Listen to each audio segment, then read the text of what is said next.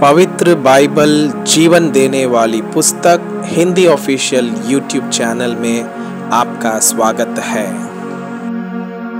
हमारे वीडियो प्रतिदिन प्राप्त करने के लिए कृपया हमारे चैनल को सब्सक्राइब करें और नोटिफिकेशन आइकॉन भी दबाएं।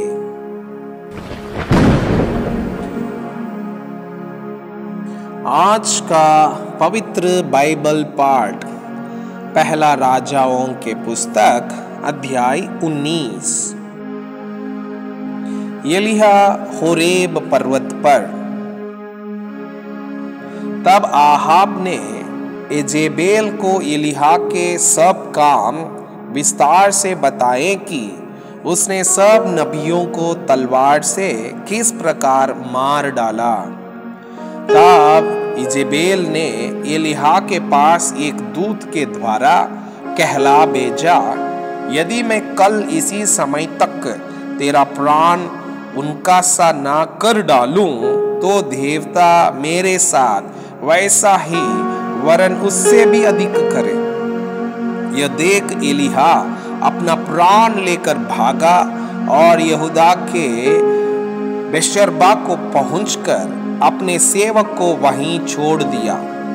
परंतु वो स्वयं जंगल में एक दिन के मार्ग पर जाकर एक झाहू के पेड़ के तले बैठ गया। वहां उसने यह कहकर अपनी मृत्यु मांगी, हे यहोवा, बस है, अब मेरा प्राण ले ले, क्योंकि मैं अपने पुरखाओं से अच्छा नहीं हूं। वो झाऊ के पेड़ तले लेटकर सो गया और देखो, एक दूत ने उसे छूकर कहा, उठकर खा। उसने दृष्टि करके क्या देखा कि मेरे सिरहाने पत्थरों पर पकी हुई एक रोटी और एक सुराही पानी रखा है। तब उसने खाया और पिया और फिर लेट गया। दूसरी बार यहोवा का दूत आया और उसे छूकर कहा, उठकर खा, क्योंकि तुझे बहुत लंबी यात्रा करनी है। तब उसने उठकर खाया पिया और उसी भोजन से भल पाकर 40 दिन रात चलते चलते परमेश्वर के पर्वत होरेब को पहुंचा। वहां वो एक गुफा में जाकर टिका और यहोवा का यह वचन उसके पास पहुंचा, हे एलिया, तेरा यहां क्या काम? उसने उत्तर दिया, सेनाओं के परमेश्वर यहोवा के निमित्त मुझे बड़ी जलन हुई है, क्योंकि इज़राइलियों ने तेरी वाचा टाल दी, तेरी विधियों को गिरा दिया और तेरे नबियों को तलवार से घात किया है, और मैं ही अकेला रह गया हूं, और वे मेरे प्राणों के भी खोजी है। उसने कहा, निकलकर यहोवा के सम्मुख पर्वत पर खड़ा हो। और यहोवा पास से होकर चला, और यहोवा के सामने एक बड़ी प्रचंड आंधी से पहाड़ फटने और चट्टानों टूटने लगी, तो भी यहोवा उस आंधी में ना था। फिर आंधी के बाद भूकंप आया, तो भी यहोवा उस भूकंप में ना था।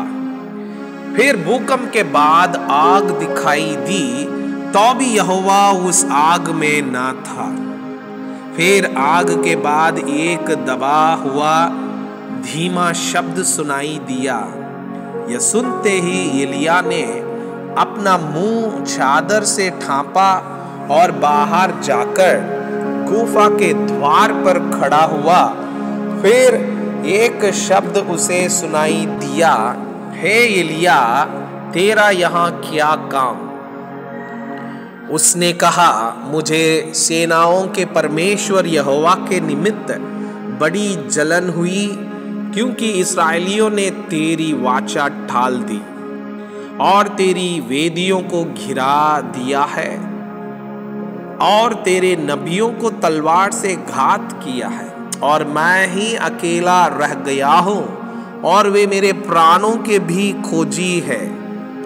यहोवा ने उससे कहा, लौटकर दमिश्क के जंगल को जा और वहां पहुंचकर अराम का राजा होने के लिए हजाएल का और इज़राइल का राजा होने को निम्शी के पोते येहू का और अपने स्थान पर नबी होने के लिए अबेल महोला के शापात के पुत्र एलीशा का अभिषेक करना, और यजाएल की तलवार से जो कोई बच जाए उसको येहू मार डालेगा, और जो कोई येहू की तलवार से बच जाए उसको एलीशा मार डालेगा। तो भी मैं 7,000 इस्राएलियों को बचा रखूंगा। ये तो वे सब हैं जिन्होंने ना तो बाल के आगे घुटने टेके और ना मुंह से उसे छुआ है। एलीशा का अभिषेक। तब वो वहां से चल दिया और शापात का पुत्र एलीशा उसे मिला, जो 12 जोड़ी बैल अपने आगे किए हुए स्वयं भारवी के साथ होकर हल जोत रहा था। उसके पास जाकर एलिया ने अपनी चादर उस पर डाल दी।